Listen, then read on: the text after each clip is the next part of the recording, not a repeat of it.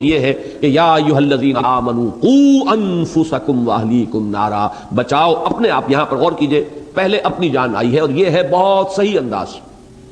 قرآن مجید میں اس حقیقت کو چاہے بہت سے لوگوں کو پسند نہ آتی ہو، اس لیے کہ یہ بات بظاہر جو ہے آدمی سوچتا ہے کہ کیا یہ بھی ممکن ہے کہ انسان بھاگے گا اپنے باپ سے، اپنی ماں سے؟ یوم یفر المرء من اخیہ وامہ وابیہ وصاحبتہ وبنیہ لکل امرئ منہم یومئذ شأن یغنیہ وجوہ یومئذ مسفرۃ ضاحکۃ مستبشرہ۔ قیامت میں تو نفسی نفسی کا معاملہ ہوگا، میں بچ جاؤں، میں چھوٹ جاؤں، باقی سب جہنم میں جھونک دیے جائیں، جھونک دیے جائیں۔ چاہے میرے اولاد کو جھونک دو، میرے والدین کو جھونک دو، میرے بہنوں بھائیوں کو جھونک دو، میری بیوی کو، یا بیوی کہے گی شوہر کو جھونک دو، مجھے کسی طریقے سے بچا لو۔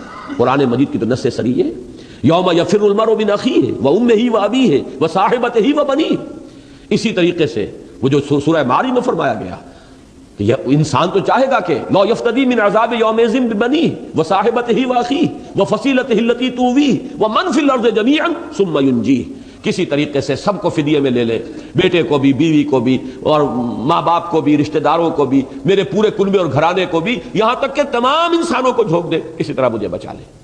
یہ نفسی نفسی جو حشر میں ہونی ہے، یہاں بھی آپ کے سامنے رہنی چاہیے کہ آپ سب سے پہلے اللہ کے ہاں جواب دیں اپنی ذات کے لیے۔ باقی کے لیے آپ صرف کوشش کر سکتے ہیں، اولاد کے لیے کوشش کر سکتے ہیں، بیوی شوہر کے لیے، شوہر بیوی کے لیے کوشش کر سکتی ہے، والدین کے لیے آپ کوشش کر سکتے ہیں۔ کیسے گڑ گڑا گڑ گڑا کر حضرت ابراہیم نے اپنے باپ سے کہا، یا ابت لم تعبد ما لا يسمع ولا يبصر ولا يغني عنك شيئا یا ابت انی قد جاءنی من العلم ما لم یاتک فاتبعنی اهدک صراطا سویا یا ابت لا تعبد الشیطان ان الشیطان کان للرحمن عصیا یا ابت انی اخاف ان یمسک عذاب من الرحمن فتکون للشیطان ولیا۔ کیسی عاجزی کے ساتھ، کس طریقے سے ادب کو ملحوظ رکھتے ہوئے، کیسے گڑ گڑا گڑ، لیکن نہیں ماننے لائق شخص۔ تو آپ دوسرے کے لیے کوشش کر سکتے ہیں صرف، جیسے کہ حضور سے خطاب کر کے فرمایا گیا انک لا تہدی من احببت ولکن اللہ یہدی من یشاء۔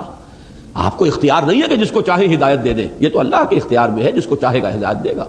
آپ کوشش کر سکتے ہیں، آپ کے ذمے تبلیغ ہے، آپ کے ذمے پہنچا دینا ہے، آپ کے ذمے تبیین ہے، وضاحت ہے، آپ کے ذمے یہ ہے کہ بار بار کہیں، لیکن یہ کہ اختیار آپ کے ہاتھ میں نہیں۔ تو یہ بات جان لیجئے، اصل اختیار ہے اپنا۔ علیکم انفسکم لا یضرکم من ضل اذا اہتدیتم۔ تمہارے اوپر ذمہ داری جو ہے وہ اپنی ہے، اور تمہیں ہرگز نقصان نہیں پہنچائے گی کسی کی گمراہی جبکہ تم ہدایت پر ہو۔ یہی وجہ ہے کہ یہاں سب سے پہلے قو انفسکم آیا، بچاؤ اپنے آپ کو۔ یہ تو تمہارے اوپر، یہ تو گویا کہ فرض عین کے درجے میں ہے، اس پر تو تم کلیتاً مکلف ہو کہ اپنے آپ کو بچاؤ، اپنا تو تمہیں اختیار حاصل ہے۔ البتہ اس کے بعد جو حیثیت اللہ نے تمہیں دی ہے، تمہیں کنبے کے سربراہ کی حیثیت سے ہو، تو اہلیکم، اب ان کو بچانے کی کوشش تمہارے ذمے سب سے پہلے۔ اسی کی ہمیں شرح ملتی ہے حدیث میں، حضور صلی اللہ علیہ وسلم خطبہ دیتے تھے، تقویٰ کی تلقین فرماتے تھے، تو پہلے اپنے آپ کو مخاطب کرتے تھے۔ اوصیکم ونفسی بتقوی اللہ، میں تمہیں بھی وصیت کر رہا ہوں اور اپنے نفس کو بھی کہ اللہ کا تقویٰ اختیار کریں۔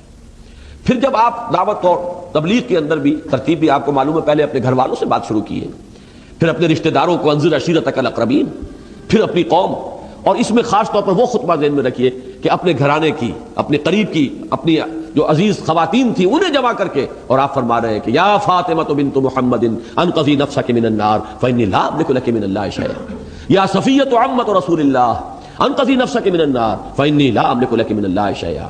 اے فاطمہ، محمد کی لخت جگر، بچاؤ اپنے آپ کو، نکالو اپنے آپ کو جہنم سے، آگ سے، اس لیے کہ قیامت کے دن مجھے تمہارے بارے میں کوئی اختیار حاصل نہیں ہوگا۔